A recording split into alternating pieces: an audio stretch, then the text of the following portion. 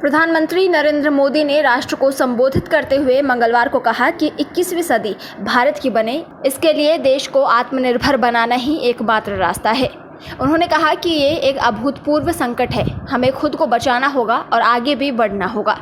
संबोधन के दौरान पीएम मोदी ने कोरोना आपदा से निपटने के लिए 20 लाख करोड़ रुपए के आर्थिक पैकेज का ऐलान किया है, जो भारत की जीडीपी का 10% है।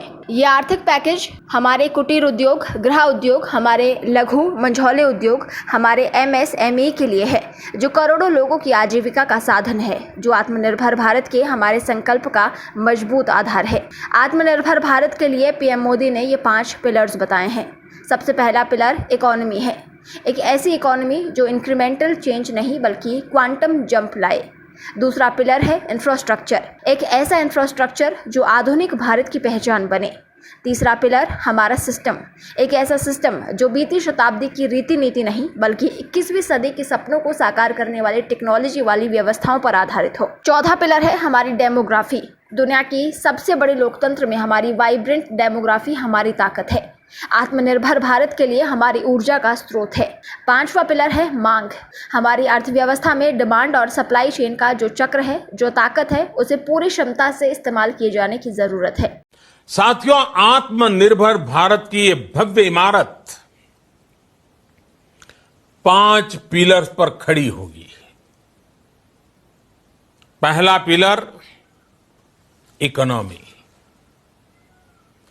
एक ऐसी इकोनॉमी जो इंक्रीमेंटल चेंज नहीं बल्कि क्वांटम जंप लाए।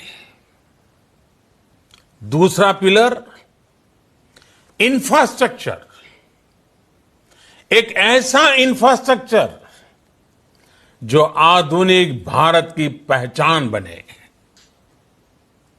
तीसरा पिलर हमारी सिस्टम, एक ऐसा सिस्टम जो बीती शताब्दी की रीति नीति नहीं बल्कि 21वीं सदी के सपनों को साकार करने वाली टेक्नोलॉजी ड्रिवन व्यवस्थाओं पर आधारित हो।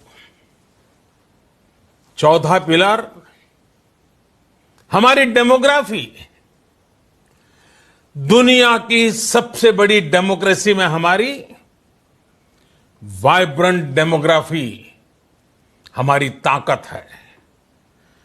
आत्मनिर्भर भारत के लिए हमारी ऊर्जा का स्रोत है। पांचवा पिलर